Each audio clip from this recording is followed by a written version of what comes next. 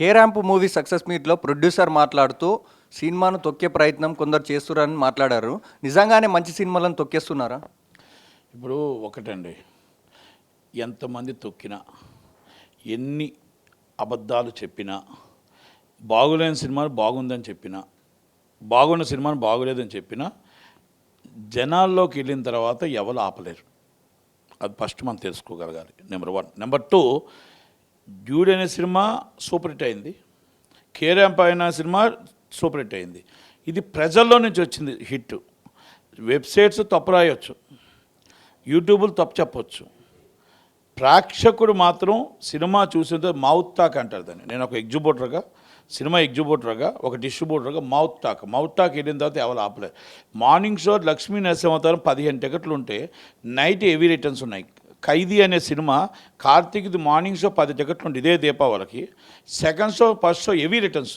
ఇంకా ఆ సినిమాని ఎవరు ఆపలేపారు. అంటే మౌత్ టాక్ అనేది అంత బాగా పనిచేస్తుంది. మనం ఇప్పుడు డబ్బులు ఇస్తే యూట్యూబ్లో రాయొచ్చు, డబ్బులు ఇస్తే వెబ్సైట్లో రాయొచ్చు, డబ్బులు ఇవ్వకపోతే రాయకపోవచ్చు, లేకపోతే ఆ ప్రొడ్యూసర్ మీద కక్షతో రాయొచ్చు. ఇవన్నీ అలవాటు చేసింది మనమే, ఫేక్ రాయించుకుంది మనమే, మోసం చేసింది మనమే, తప్పుడు యూస్ పెట్టించుకుంటుంది మనమే. వాళ్ళు చేయలే, మనం చేసుకున్నాం. సినిమా హిట్ కాకుండా సూపర్ హిట్ అని రాయించుకుంది మనమే.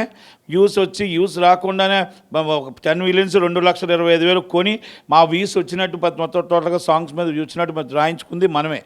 ఎవరికి నేర్పించామండి మనం? వీళ్ళందరికీ నేర్పించింది మన నిర్మాతలే, మన సోదరులే. ఈరోజు మీకు బాధ అనిపించింది. మొన్నటిదాకా చక్కగా దిల్ రాజు గారు చేసుకున్నారు, ఈరోజు ఎవరు అందరూ చేసుకున్నారు. ఈరోజు ఈ ఫేక్ వదిలేద్దాం, రియల్కి వద్దాం అంటే వాళ్ళు రియల్లో ఇప్పుడు వచ్చారు. ఈ ఫేక్ని ఏదైతే మొదలుపెట్టి వాళ్ళు క్యాష్ చేసుకుంటున్నారో ఇప్పుడు అర్థమైంది. కనుక తప్పు మనం చేసాం. ఓకే, ఇవన్నీ మనం పక్కన పెడితే సినిమా బాగుంటే, కంటెంట్ బాగుంటే ఎవరు ఆపలేరు. ఇప్పుడు కిరణ్ అబ్బవరం గారు దాంట్లోనే ఎందుకు వస్తున్నాయి ఈ డిస్ప్యూట్స్? నాకు డిఆర్లు ఇవ్వలేదు అంటారు, మళ్ళీ డిఆర్లు ఇస్తామని మైత్రి రవి గారు చెప్తారు, మళ్ళీ డిఆర్లు ఇస్తామని దిల్ రాజు గారు చెప్తారు, మళ్ళీ దిల్ రాజు గారు ఏం చెప్తారు? నీ కంటెంట్ బాగుంటే నిన్ను ఎవరు ఆపలేరు అంటారు, సునీల్ గారు నిన్ను ఆపలేరు అంటారు, మళ్ళీ సారీ చెప్తారు. అంటే ఇది పబ్లిసిస్ట్ అంట ఏంటనేది ఒకటి. దండ రాజేష్ గారు ఆయన బాధను వెళ్ళపొచ్చిన తప్పులేదు, ఆయన మాట్లాడిన తప్పులేదు, కానీ భాష మార్చుకోవాలి.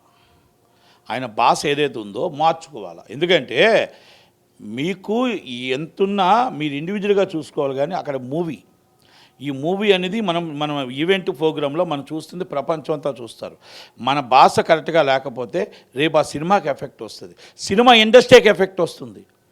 మీకు హక్కు ఉంది, ఛాంబర్కి కంప్లైంట్ ఇవ్వండి, కౌన్సిల్కి కంప్లైంట్ ఇవ్వండి, పోలీస్ స్టేషన్కి కంప్లైంట్ ఇవ్వండి, సైబర్ క్రైమ్కి కంప్లైంట్ ఇవ్వండి.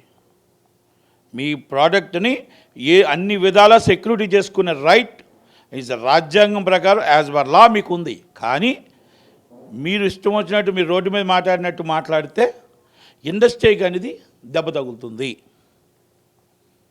రేపు ఇండస్ట్రీ విలువలు పోతాయి. మీరు అన్న మాటలు అవతలలో ఒక మాట అంటే ఇది ఇండస్ట్రీకి వర్తించదా?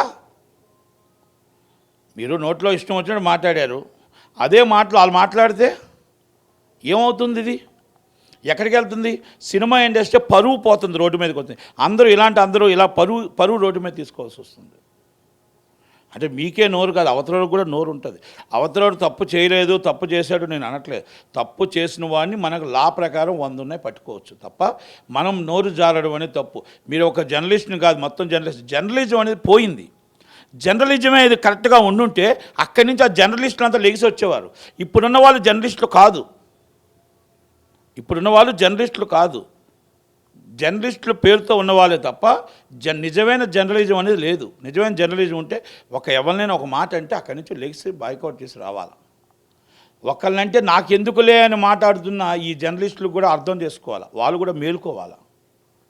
అంటే నేను ఎందుకు చెప్తున్నానంటే రేపు దండ రాజేష్ గారు అవ్వచ్చు, రేపు నట్టికుమార్ అవ్వచ్చు, రేపు ఇంకొకరు అవ్వచ్చు. ఇవాళ తిట్టారు, రేపు కొడతారు. తనులు తింటారా? ఇప్పుడు ఆయన తిట్టాడు కోపంతో కొడతాడు, కోపంతో ఏదో చేతిలో ఆయుధం ఉంటుంది కొట్టేస్తాడు, చచ్చిపోతారా? చట్టాన్ని మన చేతిలో తీసుకుంటామా? లాన్ మన చేతిలో తీసుకుంటామా? ఇదా పద్ధతి? ఇదా సంస్కృతి? మీరు సినిమాలు తీస్తున్నారు, సినిమాలు తీస్తే సినిమా ఇండస్ట్రీలో మీకంటే అందరూ తీస్తున్నారు, మేము తీసిన సినిమాలు తీస్తాం కూడా, ఇండస్ట్రీలో అందరూ ఉన్నాం. కానీ ఈ భాష మంచిది కాదు, సినిమా ఇండస్ట్రీకి మంచిది కాదు. సినిమా పెద్దలు ఆలోచించాలా, చిన్న సినిమా హీరోలు ఆలోచించాలా, పక్కన వెనకాల కూర్చున్న కిరణ్ అబ్బవరం ఆలోచించాలా, ఆ స్టేజ్ మీద ఉన్న వాళ్ళు అందరూ ఆలోచించాలా, స్టేజ్ మీద బయట ముందున్న వాళ్ళు ఆలోచించాలా, ఎస్కేఎన్ గారు కూడా ఉన్నారు అక్కడ, ఆలోచించాలా. అందరూ కూడా తప్పది, భాషను మార్చుకోవాలా. మీరు భాష బయటకు వచ్చి ఆఫ్ ది రికార్డ్ మీరు ఏమైనా చేసుకోండి, మీ రెవెన్యూ అంతా బయట చూపించుకోండి. కానీ ఈవెంట్ కాడికి వచ్చేటప్పటికి మీరు ఒక movie producer, is a movie director, is a movie hero, మనం చక్కగా ఆ సినిమాని మంచి సినిమాగా తీశారు, సంతోషం. ఆ సినిమాని బాగా వెళ్ళాలని కోరుకుందాం, బాగా ఆడాలని కోరుకుందాం, ఎక్కువ థియేటర్ రావాలని కోరుకుందాం.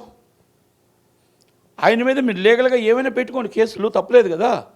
మీరు ఈ విధంగా మాట్లాడారు, ఇప్పుడు అమెరికాకి వెళ్ళి కొట్టగలిగారా? మీ మాటలు ఉన్నారు, తాట తీస్తా చంపేస్తా ఆ టూట్ అన్నారు, అది ఏమైనా జరిగిందా? అవలేదు కదా. కనుక భాష మార్చుకుంటే బాగుంటుంది అనేది నా ఉద్దేశం. సినిమా ఆడాలి, కే ర్యాంప్ కూడా, డ్యూట్ కూడా, 2 సినిమాలు బాగున్నాయి, 2 సినిమాలు బాగాలేవు, 2 సినిమాలు సూపర్ ఉన్నాయి. మిత్రమండలి బన్నీ వాసు గారు చెప్పారు, మరి ఫస్ట్ డేనే షోలు బాగాలేదుగా. మరి డీజే టిల్లు 2 సినిమాలు ఎక్కడికో వెళ్ళాయి, జాక్ అయిపోయింది. ఇదే డిస్ట్రిబ్యూటర్లు వసూలు చేసుకున్నారు, కూర్చోబెట్టి వసూలు చేశారు హీరో డబ్బులు. ఇదే సునీల్ గారు, నీ వల్ల నేను నష్టపోయాం డబ్బులు అంటే ఇచ్చాడు. ఇప్పుడు ఈ సినిమా కూడా అదే పరిస్థితి వచ్చింది. అంటే మనం ఒక హీరోకి ఒక స్టామినా వస్తే ఆ స్టామినాని 100 రెట్లు మళ్ళీ సినిమా బిజినెస్ చేయడం, అది ప్రజలకి రీచ్ అవ్వట్లేదు. అది మనం తెలుసుకోవాలి.